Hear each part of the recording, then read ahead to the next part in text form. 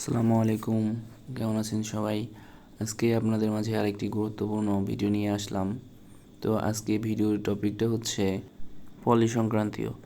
নতুন বাইক কেনার পরে আমাদের সবসময় একটা ভয় থাকে যে নতুন বাইকে স্ক্র্যাচ পড়লো কি না।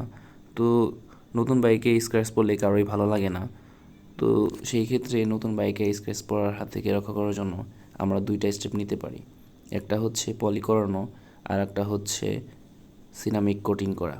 তো আজকে আমি শুধু পলি সংক্রান্তীয় কথা বলবো। তো তার আগে পলি এবং সিরামিকের মধ্যে কোনটা বেস্ট হবে সেটা নিয়ে আলোচনা করি। তো পলি করলে একটা বিষয় হচ্ছে উপরে যে আপনার স্টিকার মতো ওয়াটার কালার স্টিকার লাগাই দেয়।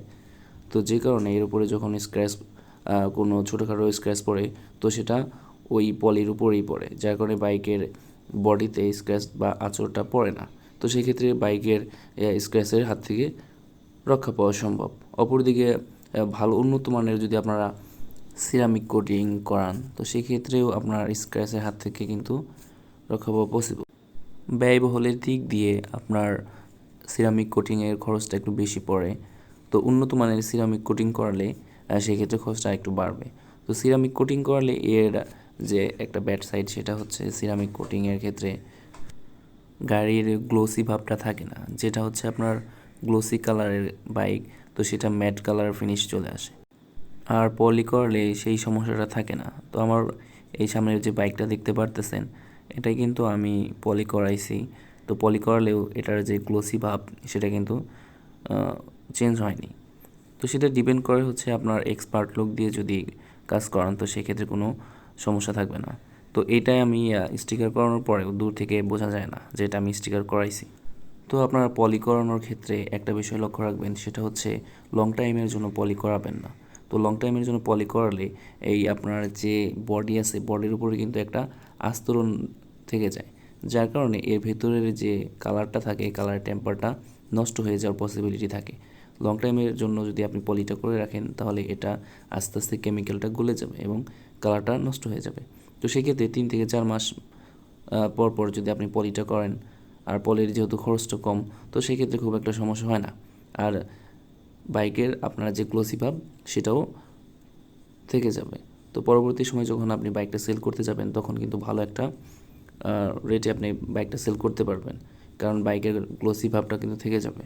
তো এইসব দিক খেয়াল করে যদি আপনারা বাইকে পলি করেন, তাহলে আর কোনো সমস্যা থাকবে না। আমার এই গাড়িতে পলি করাইতে খরচ হয়েছে 5 থেকে 600 টাকার মতো। সো এটা ডিপেন্ড করবে আপনার কোন বাইকে পলি করাচ্ছেন, বাইক ভেদে প্রাইসটা বাড়ে। তো আমরা যদি ক্লোজ থেকে দেখি, তাহলে দেখুন এই যে আমরা দেখতে পারতেছি বাইকের উপরে কিছু স্ক্র্যাচ পড়ছে। এই স্ক্র্যাচটা কিন্তু এই পলির উপরেই পড়ছে, যার কারণে আমার বাইকের উপরে যে ছোটোখাটো স্ক্র্যাচের হাত থেকে পলিটা রক্ষা করতে পারবে। আপনারা যখন দক্ষ লোক দিয়ে পলিটা করবেন না, তখন কিন্তু দেখা যাবে এর মধ্যে বাবল থাকবে। বাবল থাকলে তো বাইকের কিন্তু গ্লোসি ভাবটা থাকবে না। তো অবশ্যই আপনারা দক্ষ মানুষ দিয়ে পলিটা করাবেন, তাহলে আর সমস্যাগুলো ফেস করবেন না। অনেক সময় দেখা যায় আপনার হচ্ছে এই পলি করাতে গেলে এর মধ্যে ছোট ছোট বাবল থাকে। তো এক্সপার্ট মানুষ দিয়ে না করালে যে সমস্যাটা হয়, তো যার কারণে দেখা যায় বাইকের আউটলুকটাও খারাপ দেখা যায়। তো আপনারা অবশ্যই এক্সপার্ট লোক দিয়ে ইয়াটা করাবেন, পলিটা করাবেন। আর পলি করানোর সময় আরেকটা বিষয় খেয়াল রাখবেন, সেটা হচ্ছে অবশ্যই আপনারা রাস্তার পাশে ধুলাময় জায়গায় আপনারা পলি করাবেন না, যার কারণে দেখা যায় যে ওই পলিটার নিচে ধুলাগুলো লেগে থাকে। বাইক ওয়াশ করার পরেও পলিগুলো লাগানোর সময় আপনার ওই ধুলাগুলো লেগে থাকে, যার কারণে এর গ্লোসিনেসটা কমে যায়। তো আপনার এইভাবে বাইকে স্টিকার করতে পারেন। এইভাবে স্টিকার করলে কিন্তু আপনার অনেক দিন পর্যন্ত বাইকের অরিজিনাল কালার যেটা, সেটা কিন্তু আপনার ধরে রাখা পসিবল।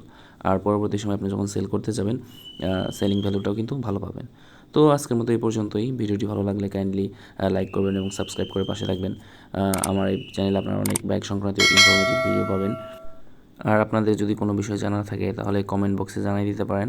আমি আপনাদের সেই বিষয়গুলো জানানোর চেষ্টা করব। তো ভালো থাকবেন সবাই। আজকের মতো এই পর্যন্তই। আসসালামু আলাইকুম।